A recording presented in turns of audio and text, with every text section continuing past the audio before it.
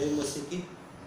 प्यारे भाइयों और बहनों, मैं सबका दिल मन से शुक्रगुजार हूँ जिन लोगों ने प्रभु के वचन को यूट्यूब में देखा है और जितने लोगों ने मुझको सब्सक्राइब किया है और जिन्होंने नहीं किया है लेकिन देखा है, उन सब का मैं धन्यवाद करता हूँ।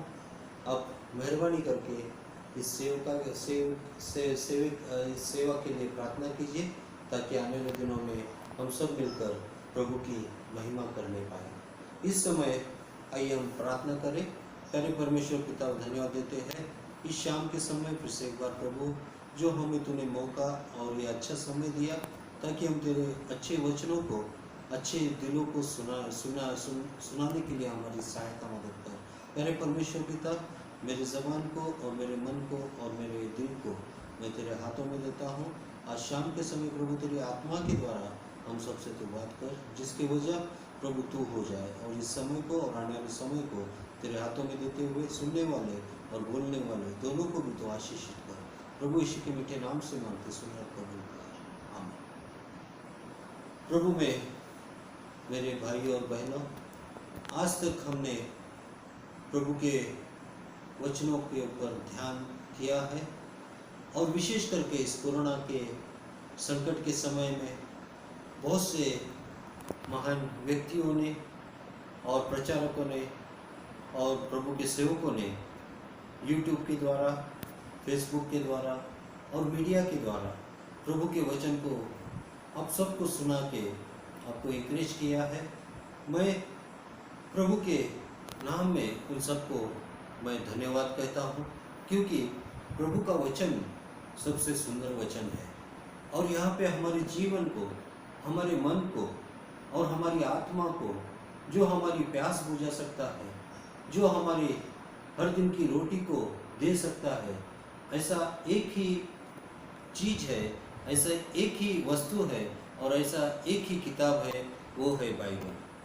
क्योंकि बाइबल हमारे अनुभव से गुजर के, और बाइबल एक परिपूर्ण और एक सब अनुभव के मालिक कहने से भी हमें कोई ऐतराज़ नहीं होगा, क्योंकि बाइबल सर्वश्रेष्ठ एक किताब है। आज हम लोग देखेंगे कि पश्चाताप का विषय में कैसे यीशु मसीह ने लूका इसके 13वां अध्याय में 13 का एक वचन से लेके उसने 8 वचन में एक उदाहरण को दिया है, और उसने अपने शिष्यों को और जिन्होंने एक संदेश को लाया था कि कैसे पिलातुस ने कुछ लोगों को मार डाला था। तो आइए हम लोग वचन के गहराई में जाएंगे। उससे पहले मैं वचन को आपके लिए पढ़ूंगा, और इस बाइबल को, ये जो बिब्लियस वालों ने बाइबल को तैयार किया है, इस वचन को, इस बाइबल के द्वारा मैं आज अपने वचनों को आगे पढ़ूंगा। उसी समय वहाँ उपस्थित कुछ लोगों ने प्रभु यीशु को उन गालील वासियों की याद दिलाई जिनका लहू पिलातुस ने उन्हीं के बलिदानों में मिला दिया था।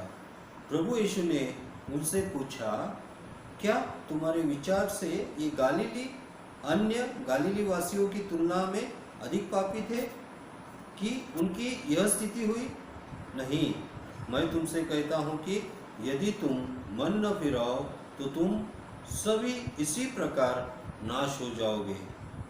वे 18 व्यक्ति जिन पर शिलोम का मीनार गिरा, जिससे उनकी मृत्यु हो गई, यरूशलेम वासियों की अपेक्षा अधिक दोषी थे? नहीं, मैं तुमसे कहता हूँ कि यदि तुम मन न फिराओ तो तुम सब भी इसी प्रकार नाश हो जाओगे।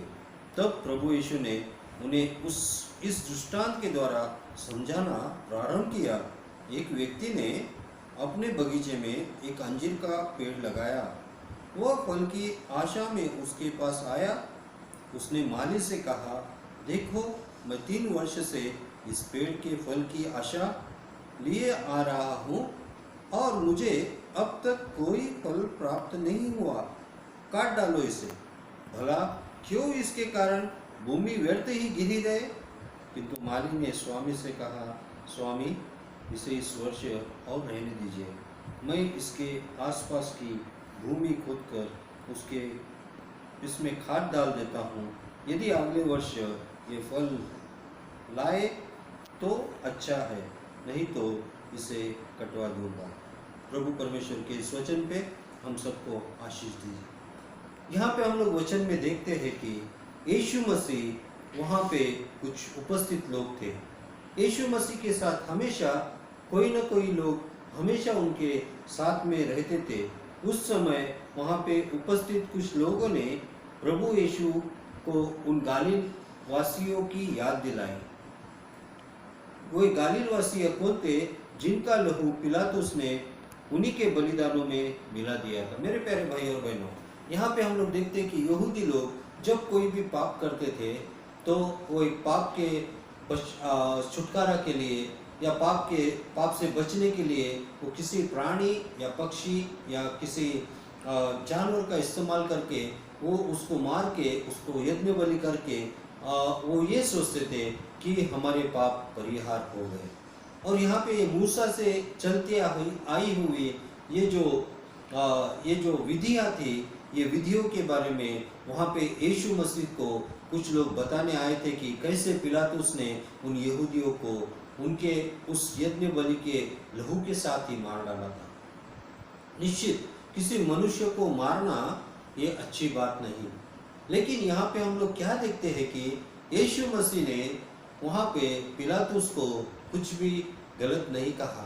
इसका मतलब पिलातुस ने गलती नहीं किया था ऐसा नहीं, लेकिन बहुत से बार यहाँ पे मनुष्य क्या समझाना चाहते हैं, यहाँ पे ये लोग क्या कहना चाहते थे कि वे लोग जिनको पिलातुस ने मारा है वो लोग पापी थे। लेकिन यीशु मसीह उनसे कहना चाहता है कि तुम लोग जो उसके पास उस घटनाओं को बताना चाहते हैं कि कौन पापी था और कौन अच्छा था, यानी वो लोग मारे गए इसके लिए वो पापी है, और जो तुम बताने वाले हैं जो बच गए हैं वो अच्छे लोग हैं। और इसलिए यीशु मसीह ने उनसे आगे क्या कहा कि क्या तुम्हारे विचार से ये गलीली या अन्य गलील वासियों की तुलना में वे अधिक पापी थे? उनकी स्थिति हुई नहीं। मैं तुमसे यदि कहता हूँ, यीशु मसीह यहाँ पे कहते हैं कि वो लोग पापी नहीं थे, लेकिन उनसे भी ज्यादा तुम लोग पापी है। क्यों ये उदाहरण परमेश्वर ने आपके सामने रखा है, और क्यों परमेश्वर हमें आज बता रहा है कि वो लोग तो मारे गए, लेकिन एक बात का ध्यान रखो कि एक दिन तुम भी मारे जाओगे। मेरे प्यारे भाई और बहनों, यहाँ पे मैं अपनी गवाही को आपको सुनाना चाहता हूँ जो इस वचन से अनुरूप होगी और इस वचन को समझाने में आपकी सहायता करेगी। ಕರ್ತನದಲ್ಲಿ ಪ್ರಿಯರೇ, ನಮ್ಮ ಜೀವನದಲ್ಲಿ ನಾವು ಈ ವಾಕ್ಯ ಕೇಳುವಾಗ ಈ ವಾಕ್ಯದಲ್ಲಿ ಇರುವ ಗೂಢಾರ್ಥಗಳು ನಾವು ನೋಡ್ತಾ ಇದ್ದೀವಿ। ಯೇಸು ಸ್ವಾಮಿ ಬಳಿಗೆ ಕೆಲವು ಜನ ಬಂದು ಏನು ಹೇಳಿದ್ರು ಅಂದರೆ, ಗಲೀಲದಲ್ಲಿ ಇರುವ ಜನರಿಗೆ ಅವ್ರು ಒಂದು ದಿವಸ ಅವರು ಯಜ್ಞ ಬಲಿ ಮಾಡುವಾಗ ಅಲ್ಲಿ ಪಿಲಾತ್ ಆ ರಾಜ ಅಲ್ಲಿ ಬಂದು ಅವನು ಆ ಎಲ್ಲ ಗಲೀಲದಲ್ಲಿ ಇರುವ ಎಲ್ಲ ಜನರಿಗೆ ಅವ್ರಿಗೆ ಸಾಯಿಸಿ ಅವ್ರು ಮಾಡ್ತಾ ಇರುವ ಬಲಿದಲ್ಲಿ ಆ ಯಜ್ಞ ಬಲಿದಲ್ಲಿ ಆ ಸಾಯಿಸಿದ್ದು ಜನರದ ಅವನು ರಕ್ತ ಕೂಡಿಸಿ ಅವ್ರಿಗೆ ಎಲ್ಲ ಅಲ್ಲಿ ಸಾಯಿಸಿದ। ಅದು ಆ ರೀತಿಯಿಂದ ನಾವು ನೋಡ್ತಾ ಇದ್ದೀವಿ। ಅಂದ್ರೆ ಪಿಲಾತ್ ಅದು ಮಾಡಿದ್ದು ಅದು ತಪ್ಪು ಅಂತ ಯೇಸು ಸ್ವಾಮಿ ಅಲ್ಲೇ ಹೇಳೋಕ್ಕಿಂತ ಮುಖ್ಯವಾಗಿ ಅಲ್ಲೇ ಏನು ಹೇಳ್ತಾ ಇದ್ದಾರೆ ಅಂದ್ರೆ, ಪಾಲ್ಸಲ್ಲಿ ನಾವು ಯಾರು ವ್ಯಕ್ತಿಗಳು ಪಾಪ ಮಾಡ್ತಾರ ಅಥವಾ ಅವ್ರು ಸತ್ತು ಹೋಗಿದಾರ ಅವರು ಒಬ್ರು ಪಾಪಿ ಇದಾರ ಅಂತ ನಾವು ತಿಳ್ಕೊಂತೀವಿ। ಮಾತ್ರ ಯೇಸು ಸ್ವಾಮಿ ಅಲ್ಲಿ ಏನು ಹೇಳ್ತಾ ಇದಾರ ಅಂದ್ರೆ, ಅವ್ರು ಮಾಡಿದ ಪಾಪಕ್ಕಿಂತ ನೀವು ಮಾಡಿದ ಪಾಪಗಳು ಬಹಳ ದೊಡ್ಡಿದೆ। ಅದಕ್ಕೆ ದೇವರು ಬಹಳ ಸಲ ನಮಗೆ ಒಂದು ಅವಕಾಶ ಕೊಡ್ತಾನೆ, ನಮಗೆ ಒಂದು ಸಮಯ ಕೊಡ್ತಾನೆ, ನಾವು ನಮ್ಮ ಮನಸ್ಸು ತಿರುಗಿಸಿ ನಾವು ಕ್ರಿಸ್ತನ ಬಳಿಗೆ ಬರಬೇಕು। ಅದಕ್ಕೆ ಇಲ್ಲಿ ನಾವು ಈ ಸಮಯದಲ್ಲಿ ನೋಡುವಾಗ ನಮ್ಮ ಪರಿಸ್ಥಿತಿ ಕೂಡ ನಾವು ನೋಡುವಾಗ ಇಲ್ಲಿ ಈ ಲೋಕದಲ್ಲಿ ಲಕ್ಷಗಟ್ಟಲೆ ಜನ ಇವತ್ತು ಕೊರೋನಾ ವೈರಸ್ದಿಂದ ಸತ್ತು ಹೋಗಿದ್ದಾರೆ। ಲಕ್ಷಗಟ್ಟಲೆ ಜನ ಇವತ್ತು ಕೊರೋನಾ ವೈರಸ್ದಿಂದ ಅವ್ರು ಹಾಸ್ಪಿಟಲ್ನಾಗೆ ಇದ್ದಾರೆ। ಮತ್ತು ಇದು ಅರ್ಥ ನಾವು ಜೀವಂತಿದ್ದೀವಿ, ಇದು ಅರ್ಥ ಏನಂದ್ರೆ ನಾವು ಭಾಳ ಪುಣ್ಯವಂತರು, ನಾವು ಭಾಳ ಒಳ್ಳೆ ಕೆಲಸ ಮಾಡಿದ್ದೀವಿ ಇಲ್ರಿ? ಇಲ್ಲ, ನಮ್ಮ ಬ್ರದರ್ ಸಹೋದರಿ ನಮ್ಮ ಜೀವನದಲ್ಲಿ ನಾವು ಕೂಡ ಅವ್ರಿಗಿಂತ ಜಾಸ್ತಿ ಪಾಪಗಳು ನಾವು ಮಾಡಿದ್ದೀವಿ। ಸೊ ಈ ಸಮಯದಲ್ಲಿ ಯೇಸು ಸ್ವಾಮಿ ಈ ಘಟನೆಯಲ್ಲಿ ಏನು ಹೇಳ್ತಾ ಇದ್ದಾರೆ ಅಂದ್ರೆ, ನಾವು ನನ್ನ ಹೃದಯ ನಾವು ಪರಿವರ್ತನೆ ಮಾಡಲಿಲ್ಲ ಅಂದ್ರೆ ನಮ್ದ ಒಂದು ದಿವಸ ಈ ರೀತಿಯಿಂದ ನಾಶ ಆಗೋದು ಒಂದು ನಿಶ್ಚಿತ ಇದೆ. ಅದಕ್ಕೆ ನಮ್ಮ ಜೀವನದಲ್ಲಿ ನಾವು ಇವತ್ತು ಏನು ಮಾಡಬೇಕು ಅಂದರೆ, ನಾವು ಮನಸ್ಸು ತಿರುಗಿಸಿ, ನಮ್ಮ ಹೃದಯ ತಿರುಗಿಸಿ, ನಾವು ದೇವರ ವಾಕ್ಯದಲ್ಲಿ, ದೇವರ ಪ್ರಾರ್ಥನೆಯಲ್ಲಿ ನಾವು ನಡಿಬೇಕು. ಅದಕ್ಕೆ ಯೇಸು ಸ್ವಾಮಿ ಮುಂದೆ ಅಲ್ಲೇ ಹೇಳ್ತಾರ, 18 ಜನ ಆ ಶಿಲೋ ಆ ಶಿಲೋದ ಒಂದು ಕೋಟೆ ಬಿದ್ದು 18 ಜನ ಯಾವ ರೀತಿಯಿಂದ ಇಸ್ರಾಯೇಲ್ದಲ್ಲಿ ಕೂಡ ಸತ್ತಿದ್ರು, ಯೆರೂಸಲೇಮ್ದಲ್ಲಿ ಕೂಡ ಸತ್ತಿದ್ರು. ಸೊ ಆ ಸತ್ತಿದ್ದು ಜನ ಪಾಪಿ ಇದ್ರು, ಅದಕ್ಕೆ ಅವ್ರು ಸತ್ತಿಲ್ಲ. ಮಾತ್ರ ಅವ್ರಿಗಿಂತ ಜಾಸ್ತಿ ಯೆರೂಸಲೇಮ್ದಲ್ಲಿ ಇರುವ ಜನರು ಕೂಡ ಪಾಪ ಮಾಡಿದ್ದಾರೆ. ಯಾಕೆಂದ್ರೆ ನಮ್ಮ ಮಾತದಲ್ಲಿ ಪಾಪಿದೆ, ನನ್ನ ನೋಡುವುದರಲ್ಲಿ ಪಾಪಿದೆ, ನಮ್ಮ ಹೃದಯದಲ್ಲಿ ಪಾಪಿದೆ. ಸೊ ನಾವು ಎಲ್ಲ ಪಾಪದಿಂದ ತುಂಬಿದಿರುವಾಗ ನಾವು ಬೇರೆಯವ್ರದ್ದು ಪಾಪಗಳು ಹೇಗೆ ತೋರಿಸ್ಲಿಕ್ಕೆ ಸಾಧ್ಯ ಇದೆ? ಅದಕ್ಕೆ ನಾನು ಇಲ್ಲಿ ಒಂದು ನಮ್ದು ಸಾಕ್ಷಿ ಹೇಳಬೇಕು ಅಂದ್ರೆ, ನಾನು ಹಿಂದಿದಲ್ಲಿ ಹೇಳುವಾಗ ನಾನು ಹೇಳಿದ್ದೇನೆ. ಸೊ ಅದಕ್ಕೆ ನಮ್ಮ ಜೀವನದಲ್ಲಿ ನಾನು ಒಂದು ಸಾಕ್ಷಿ ಏನಂದ್ರೆ, मेरे जो दो भाई थे, वो एक जो लोनावाड़ा में वो जो मछली पकड़ने गया था और बाय एक्सीडेंट वो गिर के उसका पैर फिसल के वो पानी में डूब के मर गया. और इसी तरह से एक 6 महीने के बाद, उसके बाद में मेरा छोटा भाई जो 22 साल का था, जो बाइबल सेमिनार 2 साल का बाइबल सेमिनार कोर्स करने गया था, और आखिरी महीने में वो अपने दोस्तों के साथ जाके एक कुएं में जब वो स्विमिंग करने गया, अपने दोस्तों के साथ एंजॉय करने के लिए गया, और वो भी पानी में जाके उसका पैर कहीं पे पत्थर के बीच में अटक गया. और 4 दिन के बाद म्यूनसिपालिटी के लोगों ने आके उसके बॉडी को वो जो लोहे के साकले डाल के उसके बॉडी को निकाला था. और तब मैंने परमेश्वर से पूछा कि ये क्या है, कि मेरे 2 भाई तो चले गए. तभी परमेश्वर की आवाज़ मेरे मन में आई, अभी तेरे 2 भाई तो चले गए, अगर तूने अपने मन को नहीं फिराया तो तेरी भी अवस्था और तेरी भी स्थिति इसी तरह से होगी. और इस तरह से यहाँ पे मेरे गवाही में भी हम लोग देखते हैं कि जैसे परमेश्वर कह रहा है कि मेरे भाइयों से ज़्यादा पापी मैं हूँ, लेकिन परमेश्वर मुझको बचाना चाहता था. आज मैं और आप जिंदा है, ನಾವು ನೀವು ಇವತ್ತು ಜೀವಂತಿದ್ದೀವಿ, ಅದು ಕೇವಲ ದೇವರ ಕೃಪೆ ಇದೆ. ಸೊ ಅದಕ್ಕೆ ಯೇಸು ಸ್ವಾಮಿ ಅಲ್ಲೇ ಇನ್ನೂ ಒಂದು ಉದಾಹರಣೆ ಅಲ್ಲೇ ಕೊಟ್ಟಿದ್ದಾನೆ. ಅಂದ್ರೆ वहाँ पे हम लोग 6 से वचन में देखते हैं कि यीशु मसीह ने यहाँ पे एक दृष्टांत में कहा कि एक व्यक्ति ने जो अपने बगीचे में एक अंजीर का पेड़ लगाया था, वो फल की आशा करके उस पेड़ के पास आया था, लेकिन 3 साल होने तक भी उसने उस पेड़ को फल नहीं दिया. और तभी उस पेड़ के उस मालिक ने आके उस मालिक से कहा कि तू इस पेड़ को निकाल डाल, क्योंकि बेकार में इस पेड़ ने क्या की कि उसने अपने जगह को, ये भूमि की जगह को उसने व्याप्त लिया और उसने पूरी जगह को ले लिया है. उस जगह को उसको खाली करके जो फल देने वाले पेड़ है वहाँ पे तू उसको लगा दे. ಈ ತರಹದ ನಾವು ನೋಡ್ತಾ ಇದ್ದೀವಿ. ಅಲ್ಲೇ ಒಂದು ಗಾರ್ಡನ್ ದಲ್ಲಿ ನಾವು ನೋಡ್ತಾ ಇದ್ದೀವಿ, ತೋಟದಲ್ಲಿ ಆ ಯಜಮಾನ್ ಬಂದು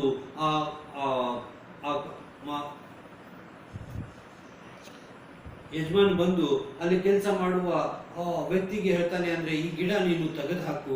ಆಮೇಲೆ ನಾವು ಏನ್ ನೋಡ್ತಾ ಇದೀವಿ ಅಂದ್ರೆ, ಅಲ್ಲೇ ಕೆಲಸ ಮಾಡುವ ವ್ಯಕ್ತಿ ಹೇಳ್ತಾನ, ಸ್ವಾಮಿ ಇದಕ್ಕೆ ಇನ್ನೂ ಒಂದು ವರ್ಷ ನೀನು ಅವಕಾಶ ಕೊಡು, ಯಾಕೆಂದ್ರೆ ಇದಕ್ಕೆ ನಾನು ಖಾದ್ಯ ಹಾಕಿ, ಅದಕ್ಕೆ ನಾನು ಗೊಬ್ಬರ ಹಾಕಿ, ಅದಕ್ಕೆ ನಾನು ಪುನಃ ಒಂದ್ಸರಿ ಮುಂದಿನ ವರ್ಷ ಇದಕ್ಕೆ ಫಲ ಬಂದಿಲ್ಲ ಅಂದ್ರೆ ನಾನು ಇದು ಕಿತ್ತಾಕ್ತೇನೆ ಅಂತ ಅವನಿಗೆ ಹೇಳ್ತಾ ಇದ್ದಾನ.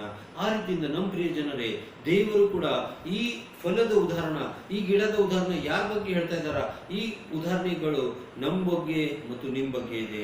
ನಾವು ಕೂಡ ಕ್ರಿಸ್ತರ ಆಗಿ ದೇವರು ನಮಗೆ ಹಣದ ವಿಷಯದಲ್ಲಿ ದೇವರು ನಮಗೆ ಸಹಾಯ ಮಾಡಿದ್ದಾನೆ, ಬಟ್ಟೆದ ವಿಷಯದಲ್ಲಿ ದೇವರು ನಮಗೆ ಸಹಾಯ ಮಾಡಿದ್ದಾನೆ, ಕೆಲಸದ ವಿಷಯದಲ್ಲಿ ನಮಗೆ ದೇವರು ಸಹಾಯ ಮಾಡಿದ್ದಾನೆ, ಸಮಾಜದಲ್ಲಿ ನಮಗೆ ದೇವರು ಸಹಾಯ ಮಾಡಿದ್ದಾನೆ. ಕೆಲವ್ರ ಕಡೆ ಕಾರ್ ಇದೆ, ಗಾಡಿ ಇದೆ, ಬಂಗ್ಲೆ ಇದೆ, ಅವ್ರಿಗೆ ತಿನ್ಲಿಕ್ಕೆ ಎಲ್ಲ ಇದೆ. ಬಟ್ ನಾವು ಆ ಫಲಗಳು ಅಂದ್ರೆ ನಾವು ಇತರರಿಗೆ ನಾವು ಏನು ಕೊಡ್ತಾ ಇಲ್ಲ. ನಮ್ಮ ಜೀವನದಿಂದ ಅಥವಾ ನಮ್ಮ ಈ ಗಿಡದಿಂದ ನಾವು ಇತರರಿಗೆ ಏನು ನಾವು ಅವ್ರಿಗೆ ನೆರಳು ಕೊಡ್ತಾ ಇಲ್ಲ, ನಾವು ಅವ್ರಿಗೆ फलಗಳು ಕೊಡ್ತಾ ಇಲ್ಲ, ನಾವು ಅವ್ರಿಗೆ इरलिಕ್ಕೆ ಸ್ಥಳನ ಕೊಡ್ತಾ ಇಲ್ಲ.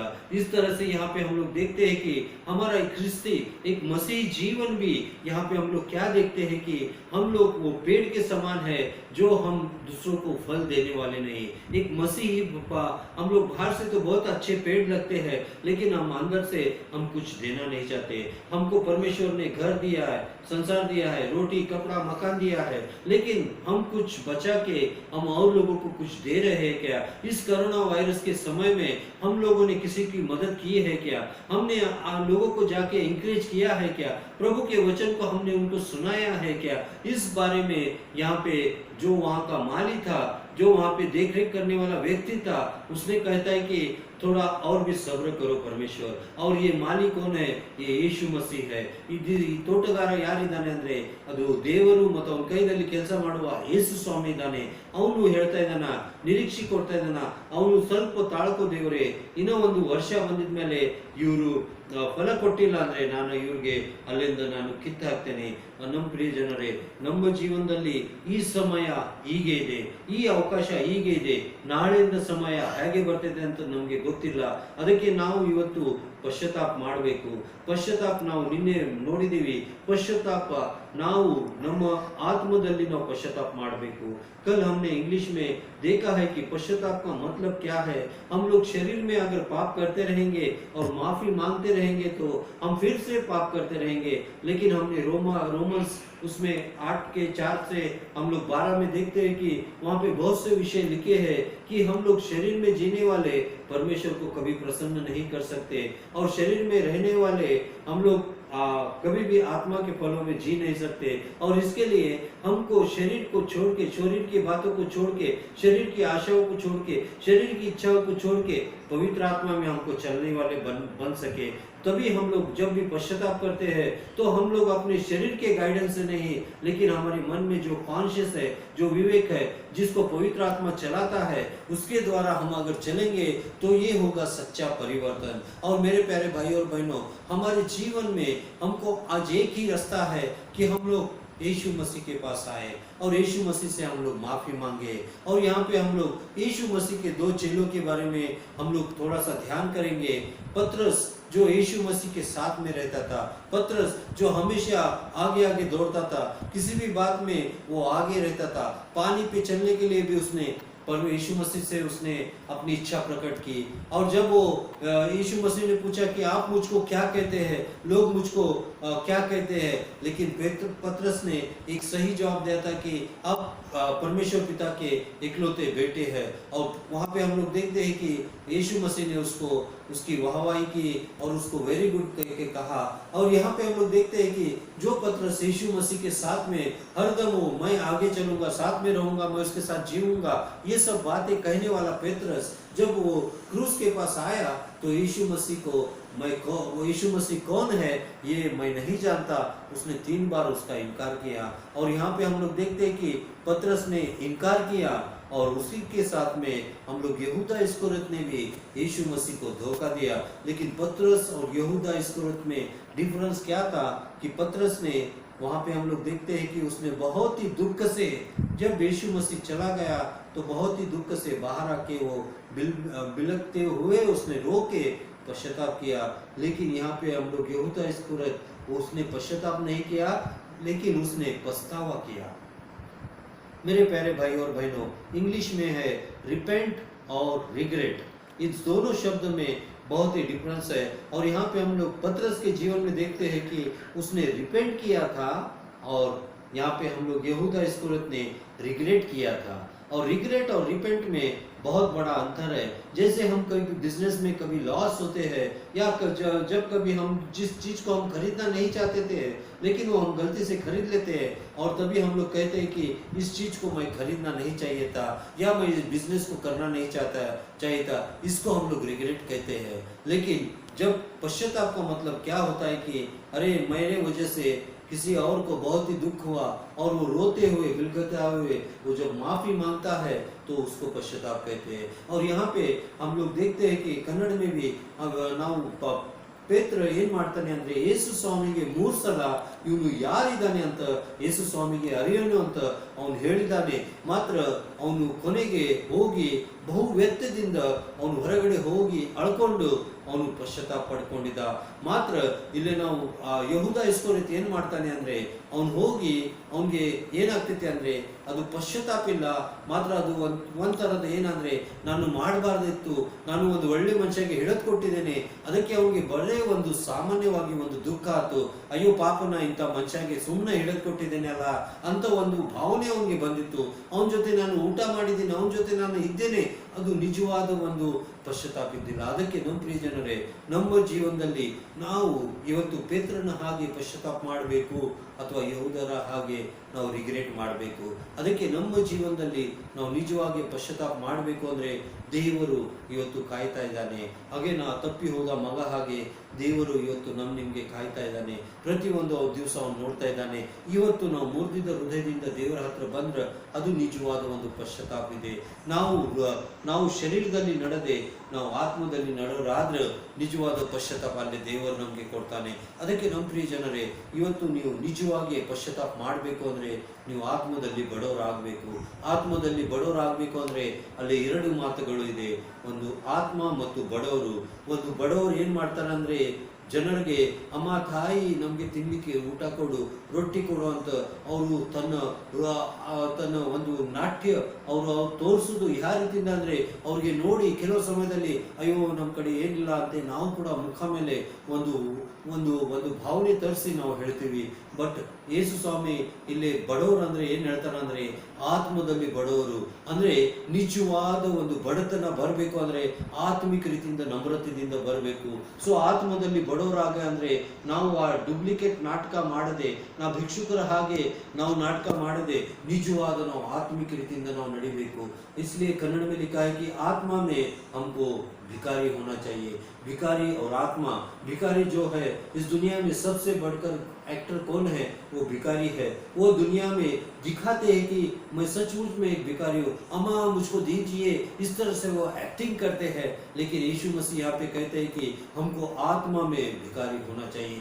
आत्मिक रीति से हमको जानना चाहिए कि सचमुच में जो है मेरे आत्मा में मुझको दुख है कि मैंने यीशु मसीह को धोखा दिया. मेरे कारण से यीशु मसीह उस क्रूस पे मारे गए, मेरे कारण से यीशु मसीह के हाथों में कीले ठोके गए, मेरे कारण से यीशु मसीह के पैरों में कीले ठोके गए, मेरे कारण से उसके सीनों में भाला ठोका गया. और मेरे प्यारे भाई और बहनों, ये 2000 साल की बात नहीं, ये आज की बात है. यीशु मसीह का प्रेम आज तक हमारे पास है. यीशु मसीह का लहू प्रभु के वचन के द्वारा यहाँ पे आया. यीशु मसीह का वचन यरूशलेम से लेके यहाँ पे आज तुम्हारे लिए मेरे लिए इस क्रूस का वचन आज आपको वचन में सुनने के लिए मिल रहा है, ताकि आज का वचन यहाँ पे पूरा हो. आज का वचन आप सुने, आपका वचन सुन के आपका मन परिवर्तन हो जाए और आप उद्धार को प्राप्त कर सके. प्रभु यीशु आने वाले दिनों में आपको जरूर आशीष देंगे. इस कोरोना वायरस से आपको बचाने के लिए यीशु मसीह तैयार है. शायद आप आखिरी क्षणों में होंगे, आपका अंतिम दिन होगा, इसलिए आज ही यीशु मसीह को ग्रहण कीजिए. अगेन हम लोग उन दो चोरों के बारे में ध्यान करेंगे कि एक चोर ने कहा कि खुद भी बचा और हमें भी बचा. उस दुनिया में जीना चाहता था, लेकिन दूसरे चोर ने कहा कि नहीं यीशु मसीह, तू जब स्वर्ग में जाएगा तो मुझको याद कर. आज हम किस चोर की प्रार्थना को हम करना चाहते हैं? क्या हम इस दुनिया में और भी जीना चाहते हैं? किस लिए जीना चाहते हैं? अगर प्रभु के लिए जीना चाहते हैं तो प्रभु के लिए मरना भी हम जानना चाहते हैं. और इसके लिए मेरे प्यारे भाई और बहनों, हमें आज प्रभु को अपना जीवन देना चाहिए. ಬನ್ನಿರಿ, ನಾವು ಯೇಸುನ ಪಾದದಲ್ಲಿ ಬಂದು ನಾವು ಅವನಿಗೆ ಕ್ಷಮೆ ಬೇಡೋಣ. ಯಾಕೆಂದ್ರೆ ಯೇಸು ಸ್ವಾಮಿ ಅವನಿಗೆ ಒಂದು ನಿರಣಿಕೆ ಆಗಿದೆ. ಅದಕ್ಕೆ ಅವನು ಹೇಳ್ತಾ ಇದ್ದಾನ, ಶಿಲ್ಪೆ ಮೇಲೆ ನಮಗೆ ನಿರಣಿಕೆ ಆಗಿದೆ. ನಾವು ಇವತ್ತು ಯೇಸು ಸ್ವಾಮಿದ ಒಂದು ನಿರಣಿಕೆ ನಾವು दूर ಮಾಡಬೇಕು ಅಂದ್ರೆ ನಾವು ಶಿಲ್ಬೆ ಹತ್ರ ಬರಬೇಕು. अगर हमको यीशु मसीह की प्यास हमको बुझाना है तो हमको उस क्रूस के पास आना है, ताकि आने वाले दिनों में यीशु मसीह आप सबको आशीष करे. यीशु मसीह के नाम से इन सारे वचनों को प्रभु आपको आशीष करे. हम आपके लिए प्रार्थना कर रहे हैं. अगर आपको प्रार्थना करने के लिए प्रार्थना आप करना चाहते हैं तो मेरे मोबाइल पे आप अपना मैसेज भेज सकते हैं. मेरा नंबर है 099902204787. प्रभु परमेश्वर आप सबको आशीष दे. प्रार्थना करें। प्यारे परमेश्वर पिता, आज जिन लोगों ने तेरे वचन को सुना है, तेरे वचन को समझा है, तेरे वचन को जाना है, आज पश्चाताप के बारे में हमने इस पाठ में देखा है कि यीशु मसीह ने कहा है कि गलीलवासी पापी नहीं थे, लेकिन उनसे ज़्यादा भी हमने पाप किया है प्रभु। इसलिए हमारे पापों की क्षमा कर और इस कोरोना वायरस को यीशु तेरे नाम से दूर निकाल डाल। जिन लोगों ने इस वचन को सुना है उन सबको तू आशीष दे। प्यारे प्रभु यीशु के नाम से मांगते, सुन और कबूल कर।